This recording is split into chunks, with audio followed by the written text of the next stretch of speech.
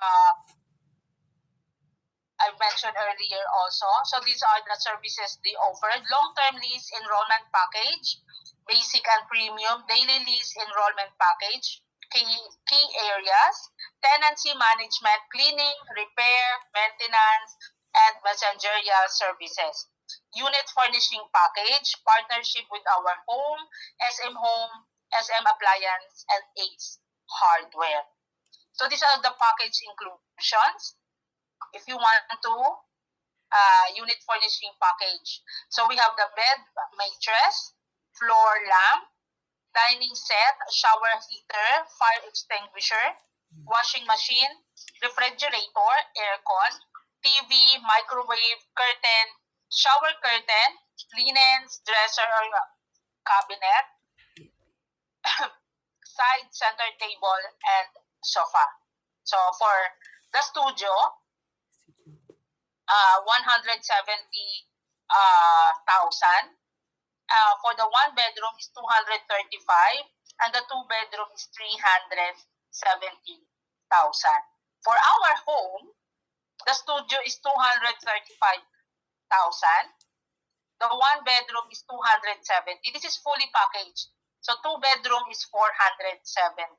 You just bring only your clothes. You can stay on your own unit. So for the SMDC Good Stays, the Trusted Leasing and Tenancy Management Group of SMDC. So if you want to inquire, I can send you the email address if you want to pursue or continue your investment with SMDC, and I can give you the contact number. So that's it. So now we will go to our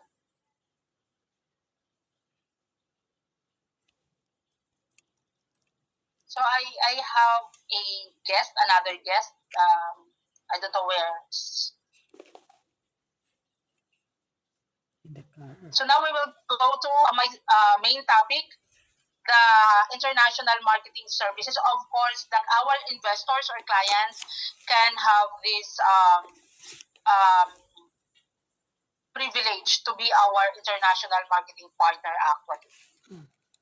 So the key steps in recruitment, of course, our target first is OFW or overseas Filipino workers or immigrant Filipinos abroad.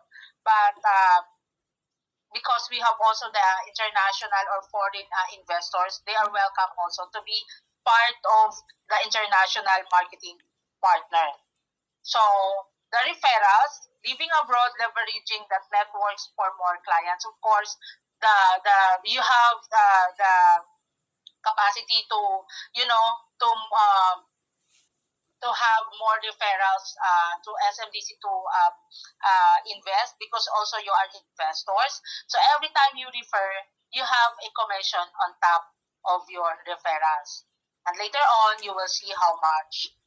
So, okay, number 3, skills in talent, like skilled in marketing and social media partner network. So, most of my IMPs, especially in USA, they just posted in their Facebook, in their social app, or of course, their colleagues or friends and a family or friends' family. So I have this